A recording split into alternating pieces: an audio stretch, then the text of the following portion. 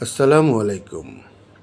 আজ আপনাদের সাথে শেয়ার করব চট্টগ্রামে এমন একটি হিডেন প্লেস যেখানে হয়তোবা এখনও অনেকে ভিজিট করেননি।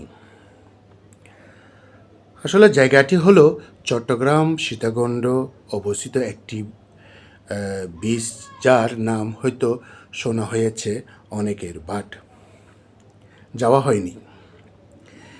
বিচটি হলো গোয়াখালী বিচ, যেখানে যাওয়ার জন্য আপনাদের প্রথমে এখান গেট থেকে যে কোনো গাড়ি করে বা নিজস্ব গাড়ি করে হলেও যেতে পারবেন। সীতাকুণ্ড বাজারে যেতে হবে। প্রথমে সীতাকুণ্ড বাজার থেকে ডানে মোড় নিয়ে এরপর আপনারা যে কোনো নিজস্ব গাড়ি থাকলে বা ওদের পথচারীর কাছ থেকে জেনে নেবেন গোয়াখালী বিচটা কীভাবে যেতে হবে। নতুবা আপনারা ট্যাক্সি করে বা ওখানে লোকাল ট্যাক্সি করে আছে, পার পার্সন 50 টাকা করে নিচ্ছে।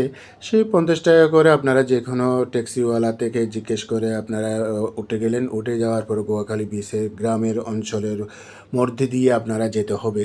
এবং আসলে দৃশ্যটা অনেক সুন্দর, গ্রাম্য গ্রাম্য একটু ভাব রাস্তার মধ্যে, এবং চলার মধ্যে কোনো একটা ন্যাচারাল ভাব আছে, যেটা আসলে আমরা যান্ত্রিক শহরের মধ্যে এই জিনিসটা পাই না। গোয়াখালী বিচের মধ্যে যাওয়ার সময় যে রাস্তাটা, সেটা আসলেই দেখার মতো। আমার অন্তত আমার ভালো লেগেছে। আপনাদেরকেও সেই ভালো লাগাটা শেয়ার করার জন্য চেষ্টা করতেছি। আপনাদের কতটুকু ভালো লাগবে সেটা আসলে আপনারা যখন আমাদের এই ভিডিওটা দেখবেন এবং সেই ভিডিও দেখার মধ্যে মধ্যে দিয়ে আপনারা গোয়াখালী বিচে যাওয়ার জন্য প্রস্তুতি নেবেন। আশা করি আপনাদেরও ভালো লাগবে। আমরা কথা বলতে বলতে আসলে গোয়াখালী বিচের স্টেশনে চলে আসলাম। তো আমরা প্রথমে স্টেশনে আসার সময় গাড়ি পার্কিংটা আমাদের একটা নির্দিষ্ট রেস্টুরেন্টের সামনে রাখলাম। ওদের তাকে জিজ্ঞেস করলাম গাড়ি কিভাবে আমরা রাখবো। ওরা বললো যে আপনারা যদি আমাদের রেস্টুরেন্ট থেকে খাবার খান তাহলে কোনো টাকা দিতে হবে না, আর যদি না খান তাহলে আমার গাড়ি ছিল প্রাইভেট কার, সেটা 100 টাকা, মনে হয় হাইস্ট 150 টাকা করে নেই। যাই হোক, এটা ওদের সাথে কথা বলার পর গাড়ি পার্কিং করে আমাদের। আচ্ছা, আরেকটা জিনিস হচ্ছে, আপনারা যদি একটা লং টাইম সময় নিয়ে যদি গোয়াখালী বিচে আপনারা ভ্রমণ করার উদ্দেশ্যে যান, হয়তো বা আপনারা ওই বিচ পাড়ের ওখানে রেস্টুরেন্ট থেকেও খাবার কিনে খেতে পারেন, বা সীতাকুণ্ড বাজারে অনেক রেস্টুরেন্ট আছে যেখানে ভালো ভালো খাবার বিক্রি করে, ওখান থেকেও আপনারা নিয়ে আসতে পারেন আপনাদের পছন্দ মতো খাবারগুলো। ওইখানে আপনারা গোয়াখালী বিচে অনেক সুন্দর স্পেস আছে, গাছের তলেও বসে খেতে পারবেন, কোনো কিছু বিছাই। আবার বা ওরা সুন্দর সুন্দর চৌকি দিয়ে রাখছে, যেখানে আপনার সূর্য থেকে আপনার অনেকাংশ আসলে রক্ষা পেয়েছি। তো আমাদের পছন্দের খাবারগুলো নিয়ে আসছে। আমরা আপনাদের সাথে কথা বলতে বলতে আসলে ওইখানে আমরা খাবারগুলো শেষ করলাম।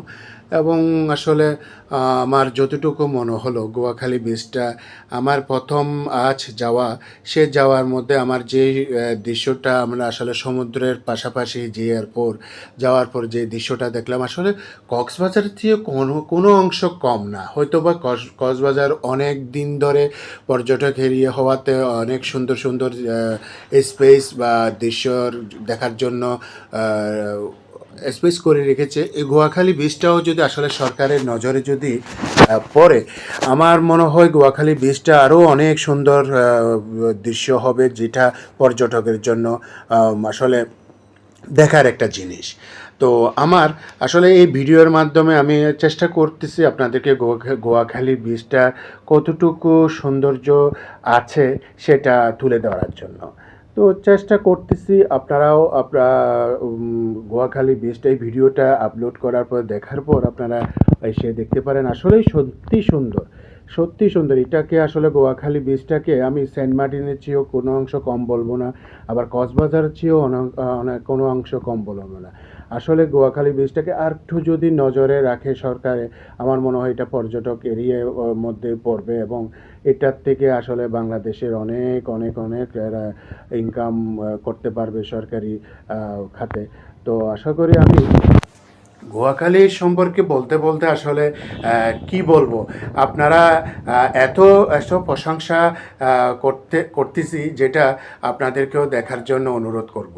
কারণ আমার আসলেই ভালো লেগেছে হঠাৎ যাওয়ার কারণে আমার এখানে যতটুকু দেখলাম আমার খারাপ লাগেনি, ভালো লেগেছে। আমার পরিবারেরও অনেকই ভালো লেগেছে, আমার ছেলে মেয়ে খুবই আনন্দ অনুভব করেছে, এবং সাগর এবং প্লাস সাগরের শীতল বাতাস অনেক ভালো লেগেছে। তো যাই হোক, আসলে আপনাদেরকে কথা বলতে বলতে আসলে অনেক কথা আপনাদের মাঝে বলে ফেলেছি। তো আসলে গুয়াখালী বীচটি আসলে একটি মাস্ট ভিজিটের জায়গা, যেখানে গিয়ে আপনারা একটি সুন্দর সময় স্পেন্ড করতে পারবেন।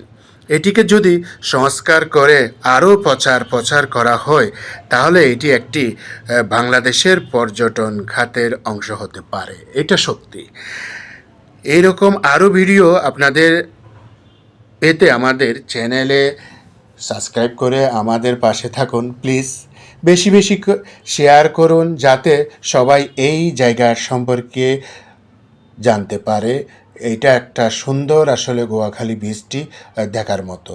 তো আসলে এই বীচটা আমি যতটুকু দেখলাম, কিছু কিছু হয়তোবা জায়গায় যদি একটু সংস্কার করে বীচটাকে আরও সৌন্দর্য বৃদ্ধি পাবে, এবং ন্যাচারালি যে দৃশ্যগুলো আসলে গোয়াখালীর বীচের মধ্যে দেখতে পেলাম, এগুলো কিন্তু অন্য অন্য পর্যটক এরিয়াতে আমরা ততটুকু পাই নাই।